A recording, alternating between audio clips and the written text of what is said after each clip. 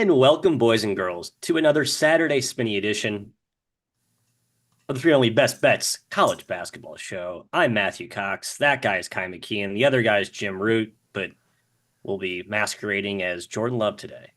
Fun times for Packers fans, among other playoff Super Bowl hopefuls, Kai, but the National Fraud League is not on our radar, and it is not going to be talked about all in the show today. At no point will NFL be mentioned. It's college hoops. It's conference season. It's the Wrong. gauntlet. Go Okay. Packers. Jim, your opening thoughts. I'll let you kick it around a little bit. Get a touch. Go Get a quick Pack. touch. I'll switch to the spinny hat, Matt. It's okay. We can talk ball. Go ahead.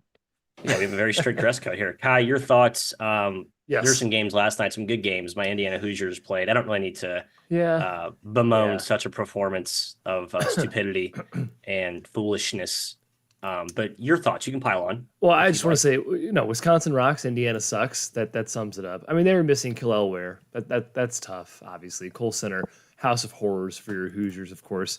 That one since 98. 98. That's a long time. Yeah, it's a ridiculous. That's a long time. We were in grade school. The other thing, just good luck to everyone out there if you plan on betting the Mid-American or the Metro Atlantic conferences, the MAC and the MAC. They're crapshoots, man. They're crapshoots.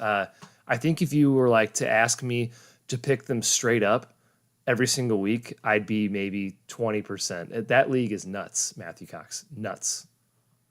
Yeah, I think even some like MAC local beat reporters have been posting predictions and like discussing how insanely wild and unpredictable that league is. So can attest and will agree. No need to bet that league unless you have an inside source, I guess, or you're betting Siena now. Siena's apparently a good team all of a sudden. Not yesterday. They got until they weren't yesterday. Right. It's whack-a-moles galore. Yes, Jim. Can I condemn UNLV's endgame execution? It was bad. It was really bad. If you're down 3 with like a 10 to 15 second shot clock differential, I think it's really bad to play it out. But at least you can get the ball back down 1 possession. They were down 4, and they got Colorado State got the ball with like 44 seconds left, 30 seconds on the shot clock, obviously. And they sort of trapped, and then they got over half court, and there were like 17 on the shot clock, and the guy guarding the ball looked over at Kruger, and it seemed like they both were just like, well, oh well, and they just let it tick all the way down, got the ball back with 14 seconds left, and had no chance. I couldn't believe it. We need to be better in late games, folks. Come on, let's figure it out. Jim, I couldn't believe it, but I loved it. Holding plus 7.5, UNLV just basically ripped 30 seconds off the clock with no foul penalty. So thank you, Lon Kruger, for coaching Kevin Kruger, son of Lon, for coaching for my cover and not for your own victory. Let's get into the actual slate today. A lot of good ones. We're going to open an SEC country. Rocky Top, Tennessee, hosting Alabama. First reaction when I saw this opener, Kai, was spread was way too low, and then I had to remind myself how good Alabama's been the last few weeks. I'm quietly rounding into form. I think the defense has always been the question mark with this team. Been playing better defensively, but going into the jaws of Rocky Top with the way Dalton Connect, All-American Dalton Connect's playing, and that vaunted defense. Vescovy, excuse me. Ziegler now healthy. The Vols kind of have it going on. I laid it. That's my teaser. Go. Vols rock. Draft Dalton Connect. Oh my God, he's incredible.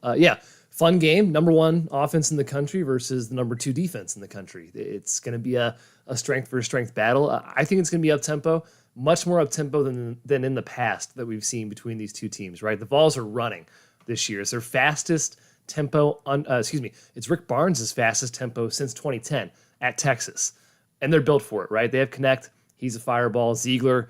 He's a blur in transition. Alabama's defense, Jim, has improved in SEC play by the numbers. But is it real? They've played Vanderbilt, South Carolina, Mississippi State, and Mizzou. Not exactly a gauntlet of great offenses. I think Tennessee finds success. Like I said, I think it's up and down. I lean towards the over in this one. Bama can shoot. We know Tennessee's defense, if anything, it can struggle against good shooting teams. We saw it last year in the tournament when they snapped back from their fantastic SEC three-point percentage defense. But I do lean towards Tennessee. I don't think Alabama's defense is for real. Home court definitely is in the SEC. Yeah, I lean Tennessee as well. Dalton Connect is on such a heater right now. I saw in the chat 29.5 over under. I don't know if that was somebody's made up line or the real line. It's kind of crazy if it is the real one, but I don't really think Rylan Griffin can guard him. He's just not big enough. What Connect was doing to Riley Kugel was mean and cruel. And he's a pretty good defender, 6'5" athletic wing. So I'm not sure they've got anybody to handle him. In Alabama, like they want threes. Everybody knows that, but Tennessee makes you take tough ones late in the shot clock, Matt. I think there's going to be a low shooting percentage from Alabama today. Hopefully pace is there, Kai, because you got that over. But I think there's a little bit of a struggle, and it's just a little fun fact: 10 straight Alabama Tennessee games have gone under. So I like hope under that is not here. a bad omen for that. It's the but, pace though. Tennessee hasn't played this type of pace in any of those 10 games. That's and the they hope. haven't had a Dalton Connect. They Right. haven't had a Yeah. scorer Yeah, that can sure. just fill it up like he's doing it for fun. So this could be the one that zags against that zig. Just a stat that I want to make sure that people know Good as stat. they go into this. I lean Tennessee. I actually do lean the over as well, Matthias, but did not bet this game. I just feel like both teams will be so hyper focused on transition D, just like it's a one-off type of like concerted effort. Like we cannot let Alabama beat us in transition, and we cannot let Tennessee beat us in transition the way they've been playing out in the open floor. But we shall see. We're going to head up to Big East country for our second game of the slate. Villanova hosting UConn with their big fella up front, Donovan Clingan back in the mix. Jim, we talked about how Villanova is the ultimate high variance team. They give up a lot of threes. They shoot a lot of threes. As Jordan Majeski pointed out very astutely, their power wings, Tyler Bird and Hakeem Hart, our boy Hakeem Hart, have not been as good as maybe we had hoped or as they were advertised. Potential good matchup advantage here today against UConn. I think they need to show up and play well. Any interest in Nova as a short home doggy at Wells Fargo, not at the home pavilion, correct?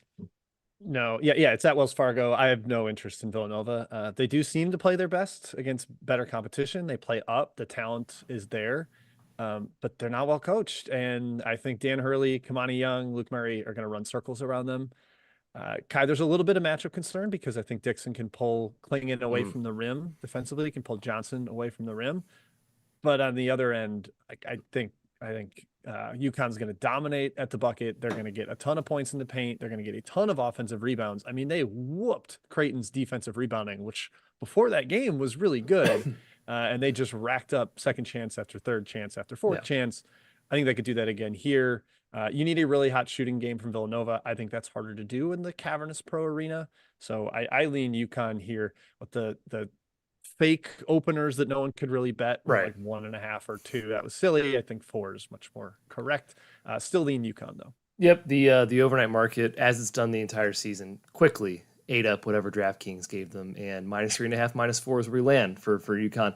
That is a better spread, obviously. So UConn's ranked number 1 in the country, right? In the AP poll, they definitely could be the best team in the country with Clingan in the lineup. And Jim, I literally wrote down Hurley and staff will run circles around Kyle Neptune and Villanova. UConn's just dangerous, man. So many weapons. Transition has been automatic for them. Now, Villanova's really good at stopping transition. They always have been. They tend to get back on defense. They have no answer inside for Clingan. But, man, I have seen Eric Dixon in these type of matchups before. I don't give him enough credit in these matchups. He can get hot. He can pull Clingan out to the perimeter. He's burlier than I think we give him a little bit credit for inside, you know. I agree, Villanova, if they're hot, they'll win this game. That's a lot to kind of bank on, Matt. Obviously, variance, shooting splits. My gut does say UConn here. Better all-around team, better coached. Again, spread was hit a little too fast. Yeah, just to hammer the Dixon point home, he's attempted 10 threes twice this year. It was against St. John's, I think of Joel Soriano, deep drop coverage, and against Creighton, Ryan Kalkbrenner, right? Deep drop, big. Against Clingan, I think you see another game where like Eric Dixon probably hoists 7-8 threes. So you get a 4 of 8, or a 0 of 8, that could really swing the handicap either way there. A lot of matchup X and O fascination with that game. So we went really deep there. We're heading to Big 12 turf. TCU, the Horny Frogs, Jimbo, hosting Iowa State. Talked about this in our podcast midweek. Really, really tough matchup. It feels like the immovable object meets the movable object in many ways defensively, especially with how rim-reliant TCU is and how awesome Iowa State is at defending the rim, especially with Hassan Ward back in the mix. Tough handicap for me, TCU laying 4. They took some money this morning. I have nothing on this one. What's your angle? I like the home squad. I think TCU, like you said, they're both rim reliant. I think that's going to be kind of a bludgeon each other at the rim kind of thing. So I think efficiency is low. Pace is pretty tough to figure out here. TCU, I think, leads all the power conference teams in transition points by like a kind of comfortable margin. They really get out and go, carrying that over from last year. It's going to be tough to find cutting lanes and driving lanes against this Iowa State defense. But Kai, yeah, Lipsy's status looms extremely large here. He has been terrific for them, kind of the head of the snake on both ends of the floor with his ball pressure, with his creation off the bounce. Without him, I think that's really concerning. I think TCU stands up at home here. And I think Iowa State's still a little overvalued from their beating bad teams by 50, and they haven't looked that good on the road so far this year. So yeah. Give me TCU. Yeah, the main factor is Tamin Lipsy, right? His impact is hard to quantify. He's the floor leader on both ends. He's a winning player, that intangible winning player type of whatever you want to call it. He has it. But the market adjusted for it, right? Kempom and Bart Torvik have this TCU -1. The market immediately 4.5. That's probably a better line. They're assuming Lipsy's out most likely. If he's in, 4's pretty high, but Jim's right. On the road, Iowa State's been a different team. They've played 3 true road games this year. One was at DePaul. That doesn't count. They're 0-2 against the spread. They were down 10 early against DePaul. True. They were. They're 0-2 against the spread against non-DePaul teams on the road. TCU is a couple bounces away from 4-0 in the Big 12. This is a legit team. I've been very impressed by them. Now, I agree. Iowa State's defense is going to cause them issues. They don't allow to score inside. They defend transition at an extremely high level, Iowa State. They rarely even allow it. So it's going to be interesting to see those two styles kind of clash here. Again, if Lipsy's out, I think it's TCU. If he's in, I hesitate, Matthew, taking 4. Yeah, Lipsy's critical. With all due respect to Curtis Jones and Keyshawn Gilbert, I just don't think they provide the same level of two-way dynamism as Lipsy does, obviously. Micah Peavy did get hurt last game for TCU. I think he's playing today, like I'm almost positive he is, but we've seen some of these kind of late last-second injury news landmines pop up more frequently the last few weeks. So just keep an eye out there. I think he's fine, but that's all we have there. We are going Matt, go ahead. I want to throw one more quick thing in there. Iowa State forces you to shoot threes because of how good that interior defense is. TCU made over their last 2 games, they're 19 of 40 from 3. I don't think that continues for that team. So I don't buy that at all. I could be cold. That's again why I think it'll be an inefficient game. I just don't have enough of a pace read to say under definitively.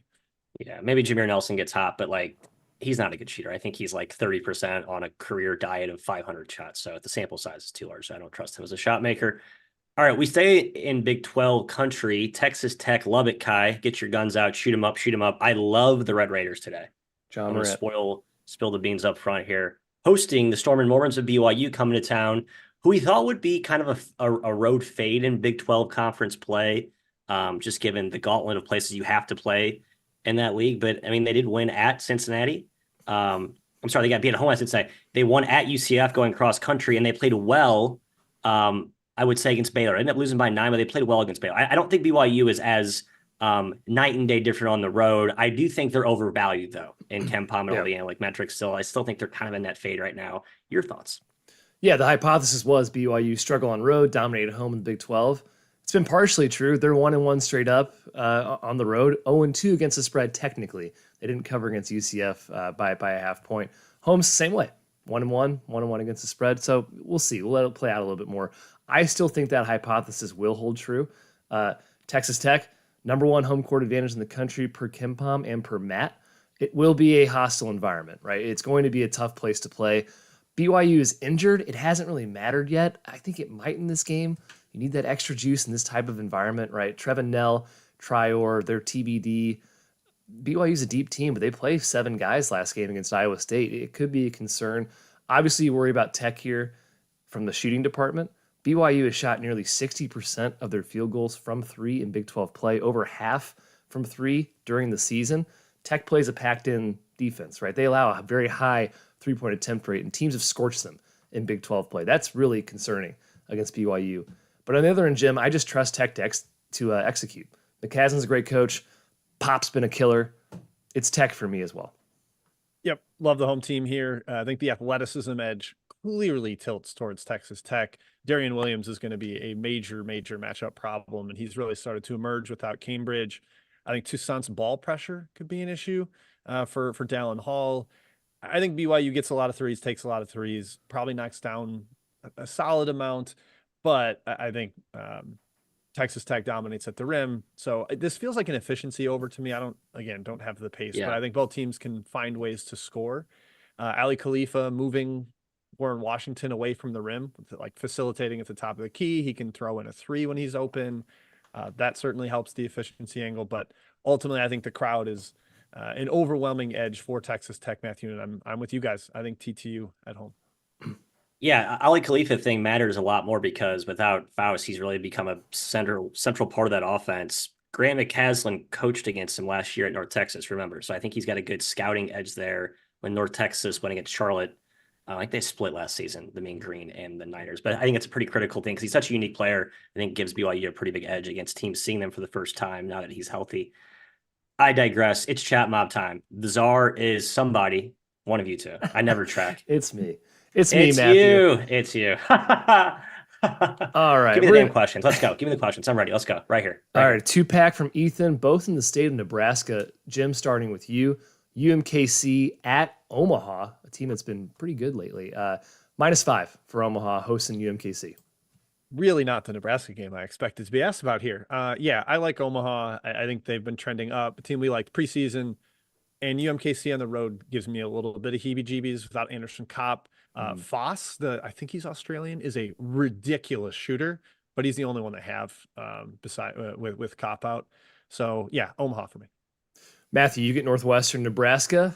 Huskers laying 3.5. Nothing profound here. Dang it. Injury concerns a little bit for Nebraska. Juwan Gary is out today. I think they're still deep enough up front with Alec and Mast. Yeah, I kind of lean the Skurs at home. Big Ten teams home. Great get right spot for them at home. I like Nebraska. Jim loves the Patriots. So from Nash, he gets Army Navy. I think Army's taking a bit of money actually here. I'm seeing a little 4.5, 5 out there. Your thoughts? I wish this was like college football where military academies were an The automatic unders. underbet. You don't even have to think about it. I kind of think that's a decent angle here either way. The historical matchups between these two don't really say under like crazy, but it's a new coach at Army. It's a team with no offense at Navy. I think this is a slow crawl rock fight. Don't have a take on the side. All right, we got a A10 2-pack from Michael. I'll take the first one here. Fordham and Loyola. I like the Ramblers, man. This is not only Loyola's playing well, but Jaffe Medor, Fordham's point guard, could be out today. It's very hard to find information, but he got hurt. Didn't look good last game. He's extremely important for Fordham. Extremely important. They will have a really tough time scoring without him. Loyola, it's going to be a gross game, but I like them tonight. Go Blurs. I'm with you on Blurs, baby. So, Matt, you get the other A10 question then. Richmond at Dayton. Davidson. Davidson -1.5 at home. Yeah, I can't catch up with Richmond. I mean, Chris Mooney's awesome. I can't believe they wanted to fire him like for years. Like he's just been phenomenal this season. I think Davidson gets him today. They've kind of fallen on rough times. So they got Scotland back. Really hasn't made a huge difference. Do they have the size up front to combat Neil Quinn? That's the matchup that Richmond has been exploiting, along with Jordan King's insane shot making on the so pretty good 1-2 bookend. I'm not fading Richmond. I do lean Davidson though. All right, Jim from Jets Pete in the Big Sky. Sacramento State at Northern Arizona. The Lumberjacks, some places taking some money up to 3.5, but I'm still seeing some 2s out there. Yeah, I would go with the home team, Northern Arizona here. Sacramento State played pretty well last time out, but I think NAU's tough place to play. There's altitude. There's like kind of a weird arena that they play in. So lean that way. And I think Sacramento State's last good effort. Who was it against, Matt? Remind me. I was just watching it. Northern Colorado? They had pretty good effort. Yeah. Yeah. They just played Northern I Colorado. don't know. It felt a little bit smoke and mirrorsy to me. I don't think they've solved anything. So NAU. Yep. Under For Matthew. Matthew, well, Kelly asks about the under in the San Diego State Boise game. I think it's around 146, if I'm not mistaken. Any take on the side there? Excuse me, 136, 137. Any take on the side there or the total? Yeah, I took Boise. Actually, I took Boise first half. They've kind of run thin on depth, and I think they've been cracking in the second half. But I do think it's a great spot for them at home. Really early starts. This is a 11 a.m. local Mountain Time, 10 p.m. Pacific, San Diego State. So I think it's going to be Pacific. Yeah, a.m. Pacific. So they'll be playing on 10 a.m. body clock. Again, the venue formerly known as Taco Bell Arena is a tough place to play. I think Boise, not solved yet, but I think trending back up after a really sluggish non-con. I think the early tip helps the under, and 6 straight between these two have gone under. Jim, a good game that did not make the rundown. Texas and Baylor. Texas is struggling. They really need this win. Taking some money up to 2.5. I don't really agree with the money. I think Texas has like major issues right now. I think some of the like underlying shot quality stuff is actually fairly high on them, but I'm not a fan when I see them. I think they're a little disjointed, trying to figure out, can they play Disu and Shedrick together, or do they have to platoon them 20 minutes and 20 minutes up front? And, Baylor off of OT, that might be a little bit why they're getting faded. I think teams playing OT typically get faded by the market in the following game. I actually lean towards Baylor here. I just think they're better. I think it's a huge coaching edge for Scott Drew.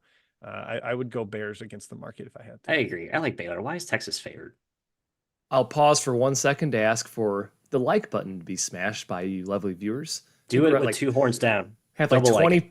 25% of the Horns likes down to legs, views baby. ratio right now. Let's get some more. Oh, don't do the horns down. They'll get offended, Matthew. It's more important to complain about horns down than it is to win ball games. Roddy Terry. Matthew, Miami of Ohio at Ball State. Again, the MAC. Good luck. What do you think? 4.5. Ball State's favored. Lean Ball State. Miami, Ohio is playing bigger now. They have Reese Potter back, their stud, a youngster, and then Marambo, the round Marambo, fun player, by He's the way. been Like really a good. roundhouse Yeah. disher, can score inside with angles. I still like Ball State, all that said. So nothing profound, but I do lean Ball State at home. Jim, you get the SEC battle of the day. That's, of course, South Carolina and Arkansas. The Razorbacks, can they keep it going after finally winning a game against Texas A&M? They have taken money up to 3.5. I do like Arkansas. I think you get another massive home crowd spot, and just even though I don't believe they covered against A&M, I think they were like a 1.5 point favorite. I think that helped the crowd be like, all right, we have hope this season. I think they're going to be terrific. And no Jordan Wright for South Carolina matters a little bit. They could trend a little down without him. Miles Stute, right? Sorry. Miles Stute. Sorry, Wright is the Vanderbilt transfer on LSU. Guy, yeah. Stute is the Vanderbilt transfer on South Carolina. Appreciate that, Matthew. But yeah, I like Arkansas. Call the Hogs. I'm with you. Matt, you get this is a question from Matt, but also it's a question and a statement from JJB saying pick of the day. He recommends pouring your life savings on this, but I would never do that unless you're super confident. No. I haven't saved that much, so this actually might be okay for me. What's his USC pick? at Arizona State? He likes Arizona State, the Sun Devils, -3, -3.5. This is the ultimate spinny play, and we always try and fight our spinny urges, but I think sometimes when it looks too good to be true, it actually just is that good. I think Arizona State wins today pretty comfortably. USC just sounds like a disaster. They did get Josh Morgan back last game. Pretty key parts of that defense. Sounds like Enfield is pretty back? dejected. Boogie's I don't know. I think Questionable, I believe. Track. Yeah, there's a few key questionables there.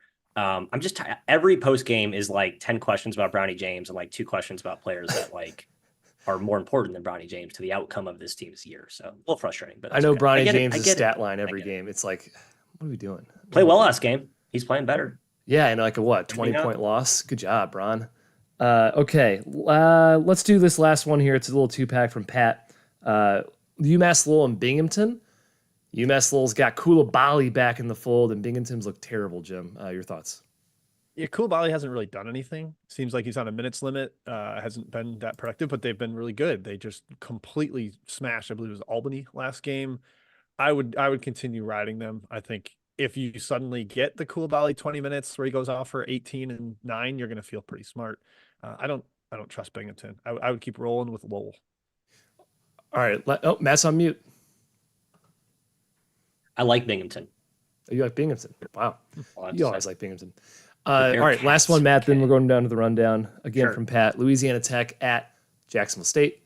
-3.5 across the board for the visiting Louisiana Tech Techers. I forgot their name. Bulldogs. Bulldogs, the boys of Ruston. I do like the road short favorite here. I was trying to catch 2.5, but market beat me to the punch. And it's up to 3.5 now. I think I still lean that way. Jack State's been really good. They have been. This should be an ugly, low scoring game. I think La Tech gets this one by a small number. So you got to be kind of price point conscious or sensitive here just because it's going to play to a very low number. I wouldn't take it up 3.5.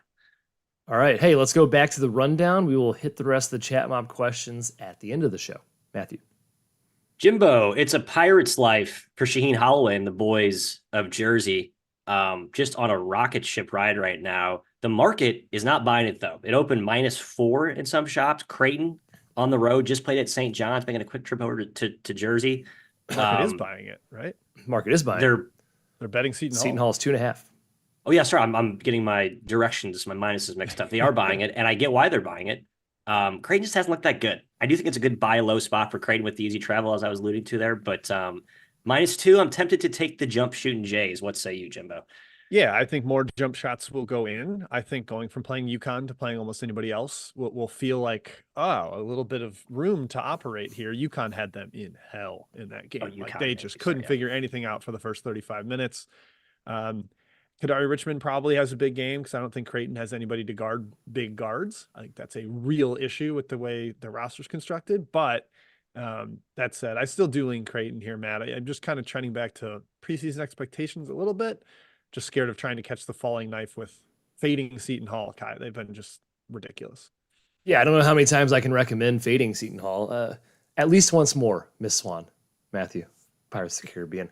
Yeah, Holloway's been fantastic. We said it a million times. The game planning's been great. His teams fight harder than about any team I've watched all season. Extremely physical. A 42% offensive rebounding rate in 7 Big East games is impossible, but they've done it. They just are killing teams in the glass. 6-1 straight up, 5-2 against the spread in the Big East. I think Creighton's a tough matchup for them on paper. They are a good defensive rebounding team, the number 1 2-point field goal percentage defense in the league. They have size, obviously, up front. Do they have the size to combat Seton Hall's guards? Shireman, Alexander, pretty big.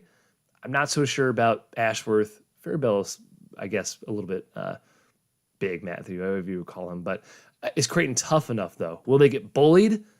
I believe in Kalk. I'm not sure about the other team or other players on the team. Hall is one of the best pick and roll defenses in the country. That's Creighton's primary action in the half court. I lean towards Creighton. It feels like it's their game, but I've been wrong on Hall about every single game this season, Matt. Yeah, Trey Alexander, 2 kind of stinker games in a row. 14 points combined. I think he's 6 of 28, or sorry, 6 of 18 from 2-point. 0 for his last 8 from 3-point range. Like they need him today against this matchup with the athletic wings, the power wings of Seton Hall. He needs to play well today. His Another splits against good teams are bad. They've been bad. I know. It's kind of like the Kaluma, not as stark as Kaluma last year, but like a guy that they need to really rise, just hasn't quite been that star that they really need them to be to optimize that ceiling. Final note here, Kadari Richmond did get hurt last game. I don't think it's serious, but again, just something to keep an eye on. I think he's fine. Obviously, very important player. We continue staying right there in the New York metro area. St. John's. Rick Pitino back on the sidelines. They host Marquette today, Jimbo, who have been banged up. And the Johnnies are themselves, but certainly not to the degree that Marquette is. Of note, Rick Pitino's 3 assistants will not be coaching today. So Jordan Dingle, key guard, is out, as well as his top 3 assistants with COVID. But Mr. Pitino is back on the sidelines after getting ransacked last game by Seton Hall. Seton Hall put a 28-0 run on them. This one's a stay away from me. I think the spot's much better for St. John's after getting their butts kicked and now getting their coach back. But Dingle matters. He gives them a little more of an outside perimeter threat. And Marquette, I just have a hard time figuring them out right now, Kai. With no Jones, with no Ross, their depth is really questionable. I think we should see points in this one, but Dingle out does hurt that a little bit. Marquette's lack of depth maybe hurts their pace some. So this one's a hard stay away from me. That was like the main note I wrote down for this game. Yeah. Patino's back, as Matt said. Dingle's out. Ross Jones out for Marquette. Agreed. There's a lot of ins and outs right now. I do think it's still up tempo.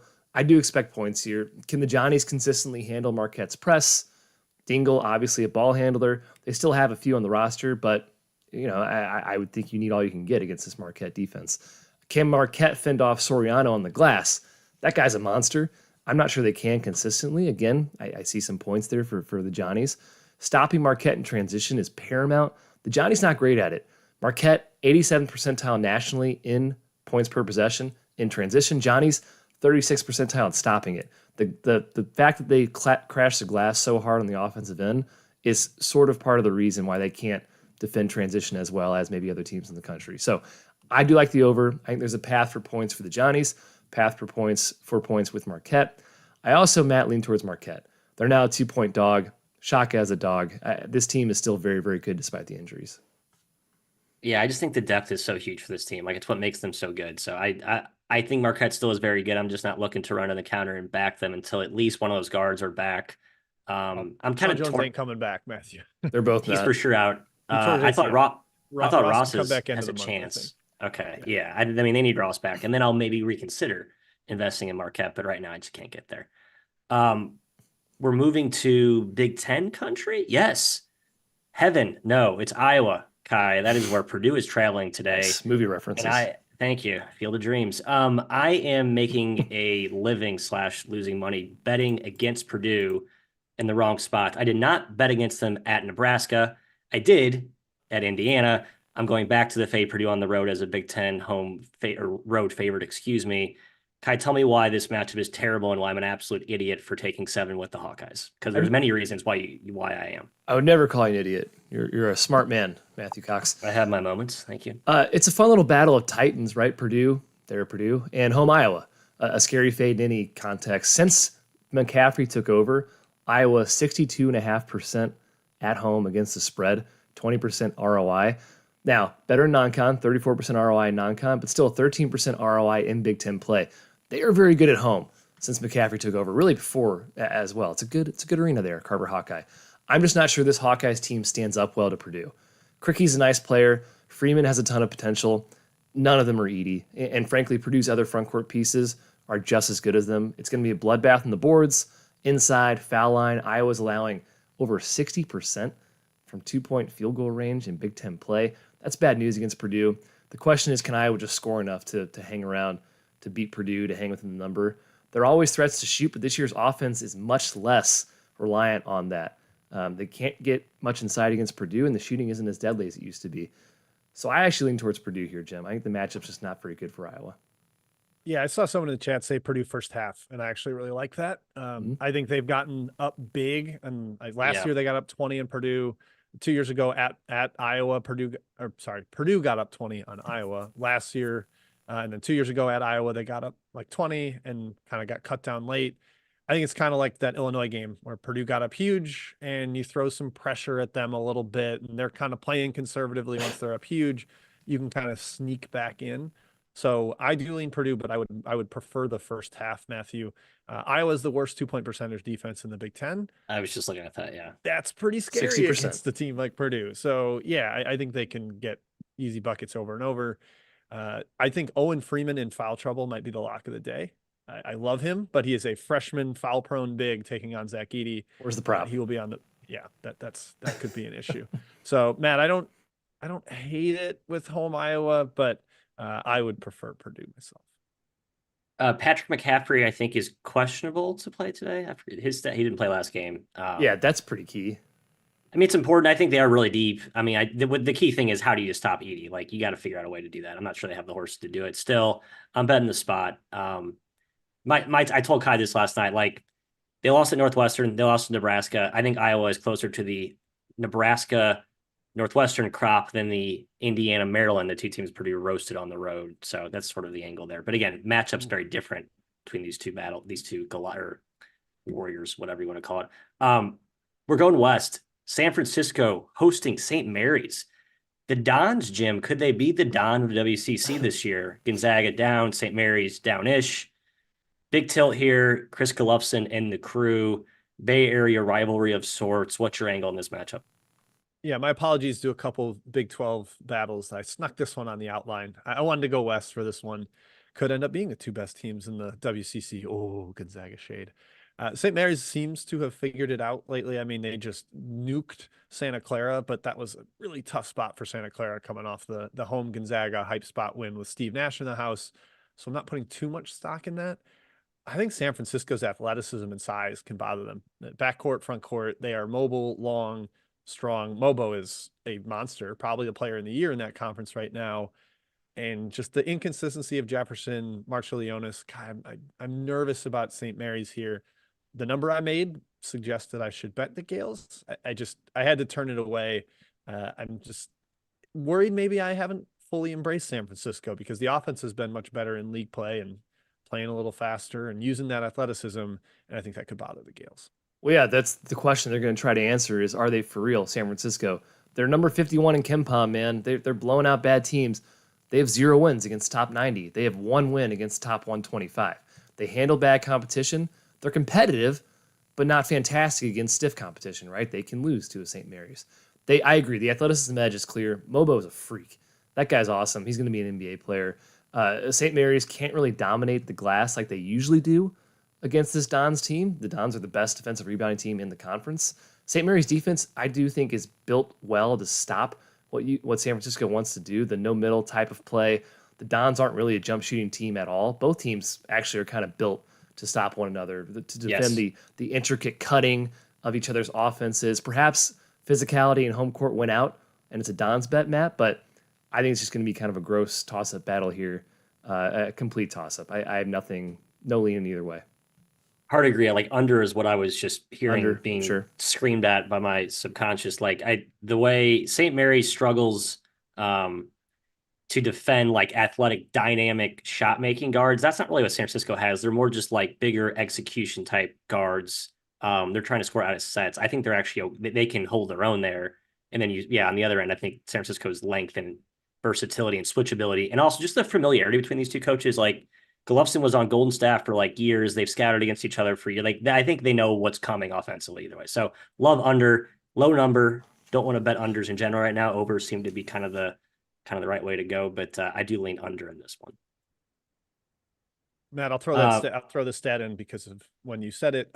Overs over the last week are 188 and 135, 58.2%. So overs have been cooking. So just 30 units if you would bet every over. It'd be nice if you had that liquidity to stack up. 40 units. 40 units, sorry. Yeah.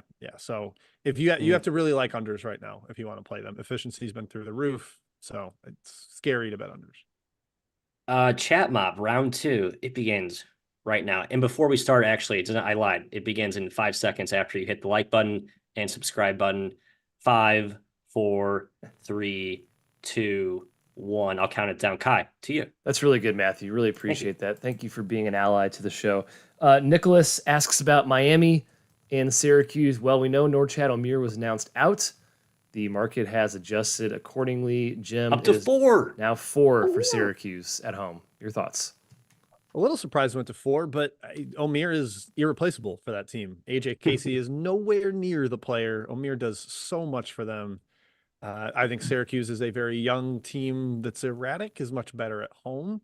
Early tip, Miami, I know it's played indoors. Basketball is an indoor sport, but when a warm weather team goes up in the middle of a snowstorm and has to deal with that, like I can just see them being like, this freaking stinks, man. So I do lean Syracuse before. I mean, number got away with the Omier announcement. Matt, NC State, Virginia Tech staying in the ACC here. NC State 4.5-point favorites. Feels a bit high to me. It does feel high. I just think Virginia Tech, they don't feel like a broken team right now, but they're a little bit brittle, banged up. I know Couture was hurt, just came back. They lack the perimeter speed and agility that I think some of these other ACC teams have. NC State certainly has that. I think it's a bad matchup actually for Va-Tech on the road. I lean NC State, Kai. All I have to say. Jim, unfortunately, our Cal futures are dead unless they go on a big run here. Pac-12 tournament, baby, in Vegas. They're going to get it done. +2 will be there live at home against Washington State, who's been fantastic lately. Your thoughts? I kind of like Cal. I actually think they've been sneaky good lately. Lost at the buzzer to Washington last game, like heartbreaker. And Washington State maybe flying a tad too high. They got that big Arizona win. Credit to them there. But then the road Stanford win. No Spencer Jones, no Jared Bynum. I think that makes them look a little better than they were and inflates them in the market. So I think Cal should be a slight favorite here. I definitely lean Golden Bears. I agree. Why have I not bet that yet? I need to bet that with Jim on that one. From Pat again, Matt the Slim Jim, San Diego. They're hosting Gonzaga +19.5 at home. Steve Lavin, your boy, catching 19.5. Your thoughts? I kind of think Gonzaga smokes them. I had Gonzaga in the first one at home, but I also think San Diego at home is a different team, right? Younger team, just tend to play better at home, much more likely to fold on the road.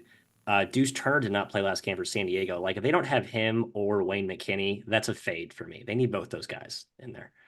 Mini reminder in these like Gonzaga, St. Mary's, San Francisco versus bad teams games, the final tiebreaker for WCC standings is net.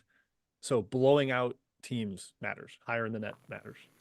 And there are smart coaches in the WCC. They are well aware of this. Yes. Yep. Big 12, K-State, Oklahoma State. Man, K-State's laying 9. I just think Oklahoma State's bad. It sucks. I can't believe it. Like I would ordinarily happily take 9 with Oklahoma State, feisty dog, but not this year, man. Not this year. That's a complete stay away from me. From AJ there, that question. Jim, Ted's pick of the day is Rhode Island, and they are on the road at Dayton, a very scary place. 12.5. They've taken a little bit of money. I see some 13s out there as well for Rhode Island. Your thoughts? Yeah, I don't mind the buy low on team playing well that just got smashed lately. I mean, last game. I know that makes no sense that they're playing well, but like the 5 games before they got Really nuked at St. Bonaventure, they were really good. So I think they can compete here. Dayton's been rock solid, but they didn't blow out UMass at home. They didn't blow out SLU at home. I think Rhode Island can hang around. Matthew, SEC country, we're back at it. Mississippi State hosting Vandy, minus 13, 13.5. Vandy really bad. Mississippi State needs a bounce back. Yeah, I'm this close to betting the Fighting Chris Janzes. They've not been good as a large favorite under his tenure. Chris Jans just isn't really like his teams are not constructed to destroy bad teams generally. And Vandy's been feisty-ish. I think Mississippi State smacks them today. I think it's the little bit of a after 2 losses, come back home and put the hurt on a team that's sort of reeling, and especially one that's playing younger freshmen lately too. Like I think there's some rookies getting some questionable minute loads for Stackhouse when there are some veterans who probably should be getting those minutes. Just an observation there. That's a good point from Pat. I forgot Archie Miller. Yeah, back at Dayton. First time he's been back as head coach of Rhode Island. Yes. Yeah. There was like apparently the Dayton players were like, "You better not cheer him." Not sure. He took them to an Elite Eight. The fans can give him some respect. Fandom. In the Summit we go back once again, Jim. North Dakota hosting Denver, -1, -1.5 North Dakota. So I think Denver will open to favorite. I could be wrong, but your thoughts here? North Dakota's been whack-a-mole for me. Absolutely. They were good when they got Iheanacho back, and then suddenly they were terrible, and then they were good last game. I generally am going to probably lean towards betting Denver the first time teams are seeing this new offense. Matt, you told us so astutely. They hired a Cornell assistant this offseason. Offense has been really hard for everybody to stop. I do lean Denver, but the spot is not awesome for them after a close game last time and then second road game in a row. Yeah, and an early start too. A lot of these West Coast games today, Mountain and Cali, are like early starts. I'm not sure if I'm just now noticing that, or that's just an oddity in the schedule for both like Pac-12 and Summit too. But yeah, everything about this screams Denver. I want to back Denver. I'm sick of North Dakota, but I stayed away here. Matt, is Santa Barbara back? PTI Yes. asks about Confirmed. Fullerton, Santa Barbara. They're laying 7 at home against the Titans. Yeah, it's just that like too rich to lay because Fullerton as a dog can be feisty, as we know under Dedrick Taylor. But I do think they are back. If you just want to trust your gut, I think I'd lay it with Santa Barbara. But the price is no bargain, in my opinion. Jim, Texas A&M is at LSU, -2.5. Texas A&M on the road. LSU's been not that bad since Jalen Cook got eligible. Your thoughts? I have no side take on this game, but I think there are a lot of points. I Over. like the over quite a bit in this game. I think Jalen Cook helps them get up and down. Texas A&M, they get to the line a ton. Yeah, I think lots of points in that one. All right, Matt, you get the Big Ten question from AB. Ohio State, Penn State. I think who was out for? Scotty Milton. Not Scotty sure it Milton matters that much for Ohio State, but they're laying 9 at home against Penn State. Yeah, I guess big revenge spot here for the Buckeyes. Blew a huge lead at Penn State, but it's a young team. It's a team that's sort of blown leads and not executed down the stretch. I'm not sure if I trust that team to continue to put the foot on the gas against an older Penn State team. Lean toward the Buckeyes, but like, I don't know. That's a team you can't trust really in any circumstance, right? Unless maybe you're a short home dog, but it's definitely not as a large favorite. No. If you want to bet Ohio State, bet them first half. They suck the final 10 minutes of games. From Renzo Brothers, I'll take it. It's Duke Pitt. Duke's laying 13, 12.5. They got up 30 the first game. They are a really hard matchup for Pitt. The way they switch, it pretty much takes away everything Pitt can do offensively. Their guards were settling for horrible shots in the first game. Duke was hot, but Filipowski's got no match on the other side. I think it's Duke's game, personally. Matthew, Will asks about Oklahoma and Cincinnati. Big 12 country. We go back. Cincinnati, excuse me, is it Oklahoma? 4.5, I believe, for Oklahoma at Cincinnati. 3.5. Yeah, market basically indicates these two teams are equals. You're given 3.5 to home for Cincinnati. I think that's fair. I kind of lean toward the Bearcats, to be honest. I think this is their game. with Bendago back and just the Rockets. Like they feel like the more desperate team in the better spot, but I don't know. I don't know if I trust them, Jim. They've laid eggs a couple times at home in big spots this year already, so I don't know. They got the win against TCU when TCU shot like crazy. I think this is a really good Cincinnati spot, and I'm working on an Oklahoma theory that their little Iowa State 2 years ago of like we weren't impressed with the roster preseason, and then they were torrid in the non-con and then league play. I think they're going to go like one game under 500 and struggle on the road. So Cincinnati. Jim, you get the other Big 12 question from Will. Houston, the new Big 12, is hosting UCF. Minus 16.5. I think if this wasn't such a low total, the spread would be much higher. I think Houston can pound them into dust. I look what UCF did on the road at Kansas State. That was pathetic. I lean Houston. I kind of lean under, but I'm just worried that Houston scores like 90 and says, whatever, we're just going to demolish these guys. All right, we got page 2 of the notes here. We still got a little bit of time. Good. Matthew Wofford and UNCW, UNC Wilmington at Trask, one of the best mid-major environments in the country, is hosting Charleston. A big rivalry. It's going to be rocking. Your thoughts? I like Charleston here. I know Trask will be awesome. I know Johnny Fanta is on the call, giving an extra half point at home for the Trasks there. But Charleston laid their egg against Towson. I think they're ready for this game. Pat Kelsey, excuse me, as a dog sounds pretty good to me. I know Wilmington's playing better, kind of hit their stride last weekend. I still like the Fighting Charlestons. I'm going right back to you, Matt, because you are a captain fade Kansas this season, and they are on the road laying 10 at West Virginia. Can the Mountaineers cover? I'm actually captain back Kansas now. Let me turn my head the other way. Johnny Furphy's got it going now. I think they smash West Virginia. I really do. I think they get up for these games, and like the home dogs don't play as well when the number's like 10 to 11 or 12. It's just like there's not really. I don't think West Virginia has any chance to win this game. I'll say that. Jim, you get the Battle of South Dakota. The Jack Bunnies at the Coyotes. In nature, like Coyotes win. In basketball, South Dakota State's favored by 7.5. Your thoughts? Points. That's my main thought. I don't know that I love laying that much on the road to South Dakota State, but I do think there's a big shootout here. I took the over. I think there's a lot of points. That's my main wager on this one. All right. America East battle. Maine at NJIT. I got nothing here, fellas. I actually lean towards NJIT. I think Maine was vastly overrated the entire season, and they're starting to show it in America East play. Yeah, I think people fell in love with continuity, bringing guys back, but like, how much improvement was there? Bill Meyer and the boys, love it. NJIT's been strangely competitive, also last couple of games. They have a key. One of their DeGraff is out or something. I don't know. Whatever. Yeah. Next.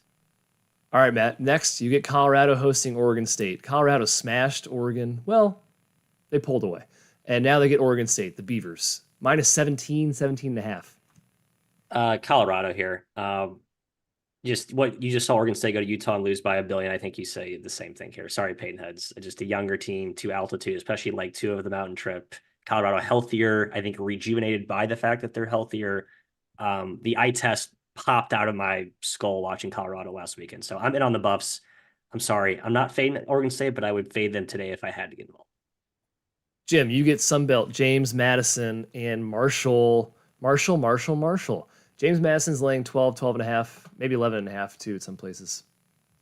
Yeah, it feels a little bit high to me, but Marshall was horrific last time out. They got rolled by kind of a wayward Old Dominion team without a coach and without any consistency. That was worrisome, but perhaps they're looking forward to this game, the big one of the year, going to James Madison, who's been the darling of this league. Lean towards Marshall. I also think we see a lot of points, but James Madison overs have been not super kind to me lately, so I'm scared of it. They are Marshall high. won there last year, by the way, just of note. Feels like it should be a huge home court. Marshall did win there. Matt, I think I'll go to Boston College hosting North Carolina. Augustana. You can find 7 out there for Boston College. Do you want to fade UNC right now? I'm not so sure you do. I kind of thought I was going to be a counterpuncher at 6. Maybe it kept coming down. I like BC. I just don't think their home court's worth that much, and UNC's got it going. So no appetite. I don't agree. I disagree with the market here. For Michael, 2 teams I cannot figure out, Jim. Maybe as the American writer for the Almanac, you can. East Carolina at UAB. UAB's minus 4.5. I think UAB can trend up in league play. I think the roster's better than what they've shown. They were pretty garbage for a while. They actually defended a little bit last time out. I lean their way. I know Dibunje's out for East Carolina. I think he's important, not crucial by any means, but worth a point or two. And UAB has played a little bit better lately. So I lean their way, but I'm not in any rush to bet this game. I like both teams. Why is UAB getting so disrespected in the market? Like, I think they're pretty good still. They've been underrated they all sucked year. for a while. They've been bad all year for a while. they've I think their last three have been pretty good. I don't know. I think UAB is a little high low. No, they that's what I meant. They started to play better in league play and exhibit that roster being actually talented. Your boy Vasquez, Kai, crushing, former St. Bonnie boy, crushing lately. Matt, how's your Southland knowledge? McNeese is laying 14-13 on the road at Incarnate Word. Yeah, I saw John Fendler mention the fade McNeese theory, and I kind of agree with it. I think some of these spreads are really, really big. And like in a conference that tends to play toward the low major, a true low major where, the games can be kind of helter-skelter and random. I think taking the points when in doubt or all else equal is a good idea. Now, Incarnate Word kind of stinks, so I'm not going to fade them here, but I guess they've been kind of feisty. Maybe you take them then here. I don't know. I just think that McNeese is a little bit overvalued just from a conference play perspective. I think they're awesome. I think they'll have some lulls and letdowns in league play. McNeese just whooped what I think the second best team is, Lamar. So yeah, I think they can still get up in the right instance. That's true. I'm not sure I'm blindly buying into fade McNeese, but yeah, they're by far the best 18 team minutes last game. They just added another high major player to a Southland roster. And travel's pretty easy here, right? Correct. Going from, I think it is. Texas is a big state. Incarnate Word is somewhere in Texas. Yeah, McNeese is coming from Louisiana. I think that's not awesome travel. And Incarnate Word's in San Antonio, Mr. McKean. Come on. Lake Charles to San Antonio isn't like some wonderful travel. Oh yeah, they play Lamar at home. My fault. Where's Lake Charles in Louisiana, Matthew? Where is that? South, way down. It's down. It's west. I went there for work one time and drove from there to New Orleans. It's like a 3-hour drive straight east. Yeah, got you. All right, Clemson, Florida State. Clemson is laying 2 on the road. I've seen multiple people, Matthew, say a good buy low on Clemson, sell high on Florida State. What are your thoughts? No, I think Florida State's good. I think this is one where like the clear athleticism edge sides with Florida State, and they are at home. I do think this is a different team at home. And like I watched their games, not like the crowds piling in to the stadium, but I think they just play better in the friendly confines of the Tallahassee of the 850. Shouts to Teddy Payne. Yeah, I like Florida State at home. I'm with the Spinny Boys, Kai. I'm a Clemson boy. Clemson guy. Hey, we have 99 likes. Somebody hit that like button, please, to get us to the 3 century mark. Don't make me log out and log in and do it again, or sign with my burner accounts, because I will if I have to. Okay, last one, I believe, before best bets here from Kelly. Belmont Bradley, Jim. Bradley laying 10.5, 11, a big spread in Missouri Valley play, but Bradley's awesome at home. Yeah, Bradley's been a monster missile lately. They started 0-2 back in December with their league play games, but since have been ridiculous. The one concern is they just had a crazy comeback at Southern Illinois that might have used a lot of energy in the tank. Perhaps they don't have enough left to blow out Belmont. So I'm sitting that one out. I think they were down like 22 in the second half at Southern Illinois, 1-1. All right, Matt, let's go back to you for some best bets. What do you say? Best bets time. I only have one today. I'll be honest, I didn't love the board. Loser. I have a lot of smaller bets on my COD today, but I do have one that I like quite a bit. I will bide some time. I know both of you are not prepared for this section right now as you frantically scour the market for your picks. I know what I got. I chose one. I chose one. Good for Kai. A lot of conviction in that voice. I'm riding with USA because I'm patriotic and because I love my Jags of South Alabama. Richie Riley and the boys got it going on Thursday, knocking off Troy. Big home win. That was a huge rivalry game. You could argue it's a letdown spot here today, but they are still at home. I think they're trending up with Judah Brown back in the mix. And Samuel Tabe has been kind of a monster for them. I think there is not the same upward upside that we saw last season when they went completely scorched earth down the stretch, but I think there is a buy low opportunity here against a Louisiana team, that cannot defend the rim. I think they've got a little bit smoke and mirrors lucky with their defense. Even Bob Marlin says he's not a fan of the defense right now. They played well. Very impressive job Marlin's done. I just think it's a good sell spot here. Give me the Jags at Mobile at home. Kai, to you. To me. All right, I'm back. Sorry, spread. I should pick +1. It's basically you can find. I see +1 mostly. Matthew. Yeah, done. Boom. All right, I'm taking Loyola. I'm riding with my boy Drew Valentine, my dude. Drew Valentine, he's a cool dude. He's a cool coach off the court. Metter, if he's out for Fordham, I think it's a really good bet. Even if he's in, it's still dicey for Fordham. He's not 100%. He is instrumental to their offense. They cannot score without him. They can't handle the ball without him.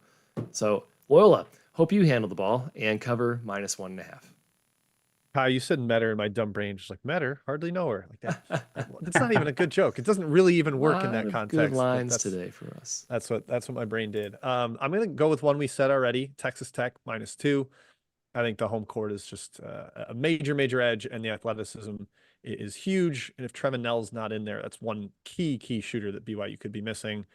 So I will go Texas Tech -2 and Abilene Christian UT Arlington over 154.5. Phil Russell returned for Arlington last game. He is a go kind of point guard. I think both those teams can score a little bit. You could get a ton of fouls, as in basically every Abilene Christian game. So a lot of points in that one in the whack. Abilene UTA over 154.5. Texas Tech -2. Love it. Last one at the buzzer. I'm sorry, you guys are gonna hate me. I'm taking Monroe. I'm a glutton. I'm going back to it. Plus 11 against ODU. Old Dominion laying 11. They won one game. What do you do? Why are they laying? I don't care. Monroe could be bad. They could be very bad in their best player. High pronunciation for Nika Meteshkavili. Done. I don't think he's playing today. Don't care. 11's too many. Boom. He might be important. I might be their best player. I think there's a ton of points. I agree. A lot of points there, but Monroe will score 75, just enough to sneak into the number. And that concludes our show today. Thank you, everyone, for stopping by and joining us. Good luck on your wagers today.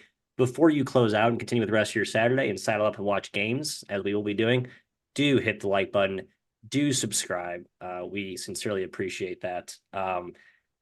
And with that, may the 3-point variance be ever